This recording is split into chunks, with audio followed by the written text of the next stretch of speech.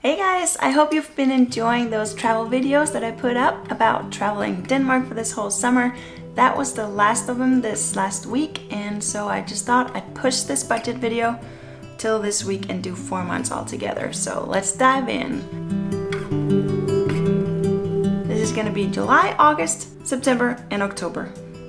Our budget for July was actually kind of boring because most of our expenses for that whole month was covered by our vacation fund because we were hardly home at all. So that one was pretty much on point. We did go over slightly, but that was just covered in August. Max's category did go over slightly in August, but then it was way under in July. And in general, I was just trying to hold back a little bit because I knew that we had some big purchases coming up for winter gear and jackets and winter boots and all that kinds of stuff in September and October, which they did. So I was able to pretty much cover that. I think it evened out by the end of October. I'm not sure if it did go into November a little bit, but those winter boots for Scandinavia, they were expensive. Morten has stayed within his budget or even slightly under since we upped it a little bit, so that has been a big win. When talking about July and August, I want to touch a little bit on the bigger purchases or bigger expenses because I feel like these keep popping up every single month. And I know that we can stop them ourselves, but it's just maybe you can relate. So Max's birthday was in July and mine was in August. So we did have 2 birthday parties and Morten and I went out to a really nice dinner. So that was an extra expense, but still I want to celebrate my birthday. And I did plan for some of it, but this was just kind of like a surprise thing, but really nice. One thing that we did decide to do was that we decided to purchase a trampoline for the garden for Max because he is so energetic and we have the most boring garden. There's hardly anything out there. So except for a small little slide, we're just like, okay, we have to do something. And we've been traveling to these RV parks and they have like trampolines and stuff, and he just loves jumping. So I looked online and I found it on sale and we got a really good deal on it, and then we asked everyone in the family that wanted to give a present that they could pitch in on this trampoline. So they did, but we still had to cover the rest, like the remaining price of it ourselves, which did come out of the stuff that we would otherwise have put into savings. So it's fine, I'm good with it. We bought a good trampoline, it's good quality, it's gonna last us for at least 10 years. So no worries, but it was just a bigger expense, and that expense was in 2018. We could have chosen not to do that, and we could have chosen to go with a cheaper brand, but I just have so many friends who've done that, and they're all kind of sick of their trampolines because they're not really good and they're not working and they fall apart after 2 years. I just figured we were going to use that thing a lot, so we went ahead and did it. I also purchased Morten's birthday present in August, even though it's not until December. That was just because I found the perfect show in a theater and I knew that he would really like it, so I got it, and we've already gone actually, and he did love it, so it was worth all the money. But that's just an expense that usually doesn't come till November, December, and I bought that in August as well, so that was an extra expense too.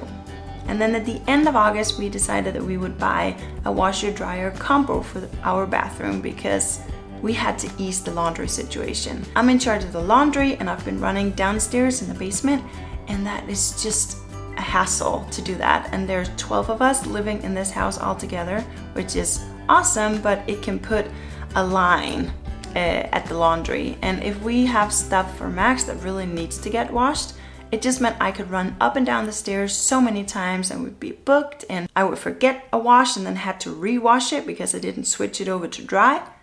We actually talked about getting one of these when Max was born, but we didn't because we didn't think it could fit in the bathroom. But now we're just like, okay, let's just get it. And I think it was on sale for like 25% off or something. So we did get a good deal, and it has worked phenomenally. It has helped the laundry situation so much more, and I can really recommend it. And we did cash flow it, so we didn't go into debt doing it, but that just meant that we bought the combo and the trampoline in the same month. So not a whole lot of savings left for August. In September, everything was pretty much on budget, plus minus $10 or so, which I'm really proud of. So we did good on groceries and all our pocket money and date money and all that stuff. So that is a big win for me. The only two categories that were kind of tricky this month were, again, extra expenses. We had 2 weddings in September and a bachelor party, and that meant that we had 2 trips to Copenhagen, which is on a different island. So we had to go over the bridge 4 times, which is kind of expensive. Or one of the times we took the ferry, but that's way more expensive. Travel time is just a little shorter. So I did try to estimate how much all of this would cost, including the gifts and the clothes and all that stuff, and we still did go over by about 50 bucks. So I tried to estimate it, but I was just off a little bit. But do you know that when you have like categories like this, you're just like, well, this is gonna cost something, but I don't know how much exactly. And then I went to the chiropractor a few times in September because I had a headache and I just couldn't get rid of it. So some of that did go over slightly as well. I adjusted the budget to cover this expense and we were just slightly over by the end of the month, but that's because I know that we're gonna get a refund from our insurance. They're gonna cover some of the cost. It just takes a few months before that happens, but then the money will automatically go into her account and that will cover that extra expense. So all in all, that's fine. Moving on to October, where we actually did really good. And this is the first month where Morten and I have sat down and agreed on the budget together before the month started. Usually I just kind of do it, and I've been wanting to have him more on board on this for a while, and he was just like, okay, let's do this, and it actually really worked. So we stayed within budget. It was just like a few bucks over or under on several of the categories, but all in all, we're on budget. But it does look like I'm gonna have to adjust the transportation category, because I think there's a theme here that every month we're just like, we do drive more to visit grandparents and stuff like that than we did even a year or 2 ago. And that just puts more fuel expenses in there. And we do tend to take the car driving downtown during the winter especially, instead of biking. And that adds more to the parking. So we choose convenience and that kind of stuff over being cold outside and freezing. So we just have to add the money in there. But that's actually one feature that I wished that EveryDollar had. I use EveryDollar as my budgeting tool and I love it. But I wish that I could see my own monthly averages on every category. I would actually know how much I've spent on transportation by monthly average up until this day in 2018. That would be amazing. So if anyone from EveryDollar, Dave Ramsey Solutions out there is watching, please add that in there, please. So let's move on to savings. Yay, because we finally have some savings that I can mark off on my little chart that I made.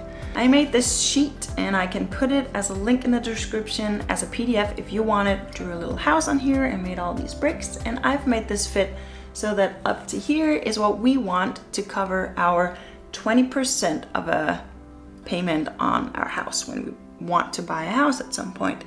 We don't have to go all the way up here. We could stop around here, but that just kind of depends on the price of the house that we find. If we find one that's a little less money, then we can go down to around here, but ideal, we want to go up there. Why not be ambitious? But I'm really interested in knowing, how did you guys go around saving up for your house? Did you put the 5% down, 10%? What did you do? Did you buy it cash? Which we're probably not going to be able to do in this area that we're in because it's very expensive. I don't even know if we can get anything less than 300,000 probably. We might end up in a tiny house or tiny little apartment somewhere, but we'll see. So far that's the plan, and we'll just see how far we get. But how did you go about buying your house? Please share your wisdom and your experiences with me down below, and how fast did you pay it off? Let's fill it out.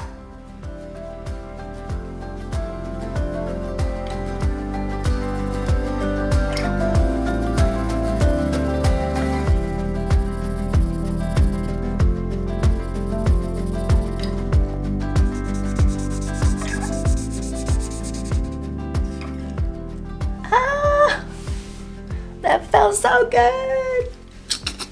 On our way.